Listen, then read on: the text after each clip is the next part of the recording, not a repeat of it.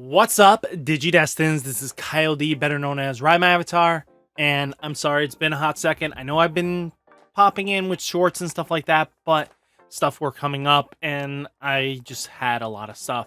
But a little bit of things are coming down the pipeline, and I can't wait to show you guys that we have some special announcements. But without further ado, let's see what we have in store for Japanese Tuesday, shall we? So first off, we're changing up the layout. Normally I do have a chart like this, a pie chart, but I feel like mostly everybody's seen this, and it's kind of just showing you basically everything. What really starts showing data properly is tops versus Bt-13. Decks that are topping in Bt-13, that are topping versus what is topping. So good information to see is ShineGreymon and Royal Knights are still in the lead, hasn't changed up much. Greymon Tribal is starting to fall back a little bit, so it means these purple decks should probably start moving forwards with, Beelzemon and Bahamut. That should start seeing a spike in interest plays. Hunters are at 23 tops, Alphamon 18, Mirage Gauga 18, Red Hybrid 18, Crossheart 17. Rosemon at 16, so this is starting to come up. Blue Flare at 14,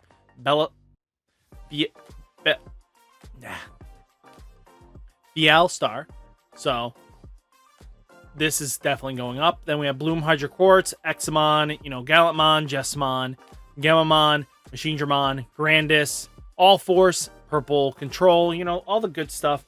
And what we can take a look right now. Sorry, we're at 459 decks. Crazy. And we're not even fully done with the format yet.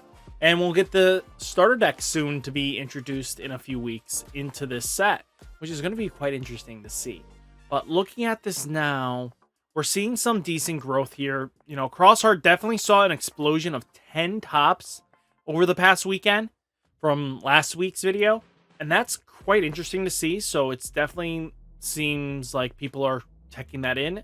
That's 10 more tops. Beelzemon X got 9 more tops. Let's even take a look. I mean, even if you take a look at it for AllForce, where did AllForce go? No, AllForce was here. Where'd you go, AllForce? Where did you go? I miss you so. AllForce got 4 tops from its 1 top last week. So that's good to see. It's starting to move up, and player bases are going to lead into it. ShineGreymon's magically 69, the magic number that everybody wants to see. So we got to see 69 tops so far. And it's showing that, guys, if you want to be smart, avoid ShineGreymon like the plague. Expect to build Royal Knights. That's going to be one of the more expensive decks. Avoid Greymon Tribal for now. We'll see how that, if this thing keeps going up. Officially, as of 3 days ago, we had the official restriction list take place, and that's changing things up. So we'll have to see if that continues. We'll take a look back near at the end of the format, what it looks like. Other decks are still climbing up, which is good to see. So let's see what the decks we're going to talk about first. We use Digimon CG Guide to, Digimon-cg-guide.com to see what winning decks are happening, and this is where I get the data from, which really is useful information. Then let's take a look at, the first list is none other than ShineGreymon. We haven't talked about it. I kind of wanted to avoid it, but with how much success it had this week alone, it's just worth the talk about because get it out of the way. Most people think that's probably for the best, but ShineGreymon, as you know, you're going to be punching in with Marcus. This Marcus can become a Digimon that allow you to punch, by paying 1 memory. This Digimon is treated as a 3000 DP that cannot Digivolve, so you get to punch your opponent in the face with Marcus. And same thing with this Marcus here, is using that ability, but where you combo it in with, ShineGreymon Burst Mode. You may play 1 Marcus from your hand without paying its memory cost. That tamer played by this effect is also treated as a 12,000 DP Digimon that cannot Digivolve and gains Rush until the end of turn. So, what's really nice is you combo in with this Marcus.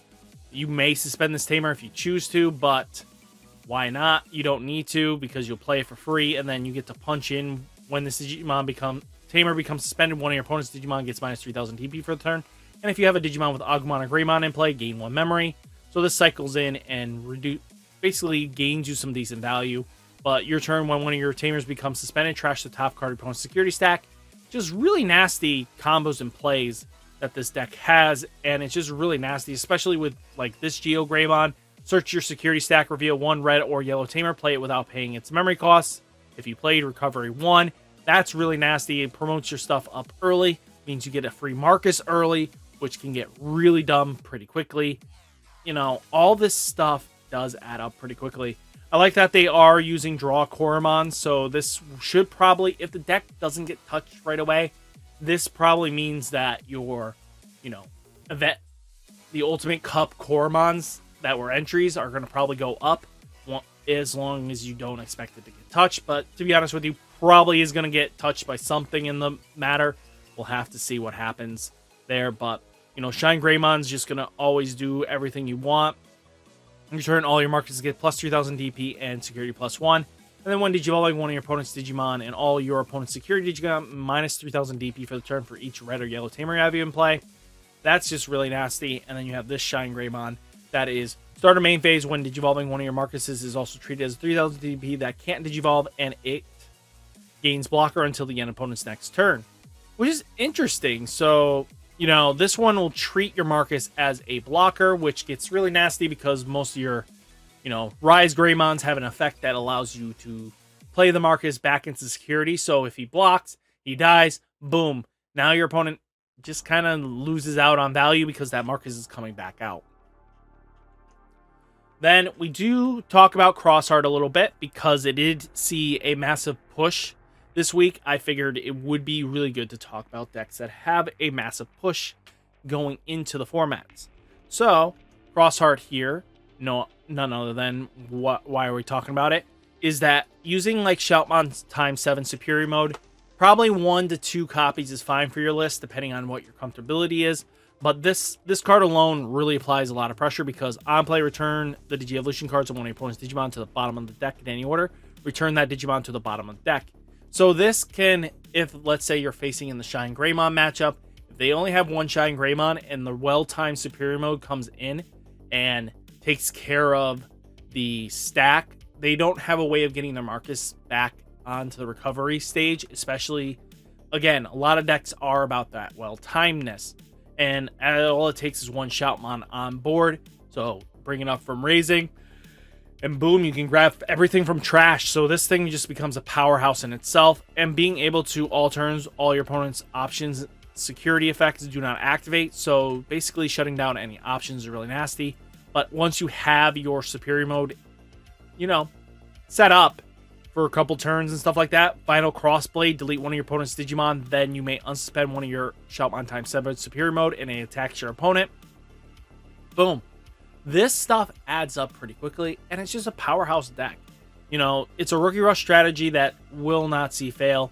I like that they are playing the newer, you know, Bt-13 Shoutmon King's version. Just on play when digivolving, you may play one Taiki. Basically, your goal is to get the free Taiki out. So you have 2 ways to doing it. And because it also has cross, one with save in its text, means your whole deck is basically a valid target except for this thing. But, you know, that helps out, right? Right. Just kidding. No. Your Digimon has to have save the keyword. None of them. So, one has material save, you know, but most of these have save. That's going to be vitally important. But all in all, the deck has a lot of potential. The deck is just going to be really good. I feel like it's one of the decks that has a long time value going into it. I don't see any issues with it. Hopefully you don't either. And then finally, the last deck we're going to talk about is going to be AllForce. AllForce definitely saw some decent increase in play. Seeing that four tops in the past week definitely gets you thinking, what is AllForce actually up to? So, let's see. Let's see what AllForce is kind of working with. It's using the EX4 Gold Digimon. So, it has Armor Purge, so it has a way of being sticky a little bit. But because it also digivolves for 2 on top of your Vmons, really decent there. But when Digivolving, one of your opponent's Digimon gets minus 2000 DP for the turn. If you have a blue or yellow Tamer in play with and a card with armor form or a card with armor form and its traits in your trash, you may one of your opponent's Digimon with 6000 DP or less cannot attack or block until the end of turn. So that basically means a good chunk of these ultimates become unattackable. They won't be able to attack because you minus their DP for the turn. So can't attack until the end opponent's turn. So even if they got their DP back, they were already selected for stun. So they were stunned basically, and that just sucks to be them. But what I'm finding interesting, they use Great Maelstrom in the list, returning one of your opponent's Digimon to the bottom of its owner's deck, but being able to, when you would use this card by placing one blue Digimon under one of your blue Digimon as a bottom Digi-Evolution, reduce the cost by 3. So this becomes a 6 cost, basically get it out of here kind of scenario. And it basically really helps out because then you can put like a Vmon underneath. You know, pieces that really do help out. And maybe you even tech in and just go all Arrow Vidramon and get the extra security +1, and then you get the combo off. You know, deck still relies on Rina heavily, so if you don't see Rina, you're kind of in a bad spot. But at least this one does have AllForce, so at least you can get a couple attacks with it naturally. You don't have to rely too much on Rina, but being able to unspend this Digimon or one of your blue Tamers, really good. I mean, the deck is going to do a lot of pressure, and it's still going to be viable. You know, stuff like this really does add up pretty quickly, and the deck has a lot of potential, and especially playing like Renamon, that is, you know, Raynamon. You may Digivolve this on top of one of your Tamers, but when Digivolving, by placing one level 3 Digimon card from your hand at the bottom of one of your blue Digimon Digi-Evolution cards, this gains jamming. So she can at least apply pressure early on, especially if you had to use one of your, let's say you play Tai, V-Tamer the turn before, you didn't really have anything else to go with. Go into this. You know, by placing one of your level 3 Digimon from your Digi-Evolution as the bottom of one of your blue Digi-Evolution cards, you know, that jamming does add up. You know, get that Vmon in, or get the Gabumon in, just to help dig for some Tamers. Stuff like this does add up, and I think gets very unique in a way. So guys, hopefully you enjoyed the coverage. Guys, did you like that I'm going with a different graph style that you kind of can see with the bar graph? I was going to try to do a line graph, but I'm still working on that because I want each and every deck to show its line and trends, but that's just something we'll have to figure out later. But without further ado, guys, hit that like button, hit that subscribe button, stay safe, stay healthy, and I'll catch you next one. Peace!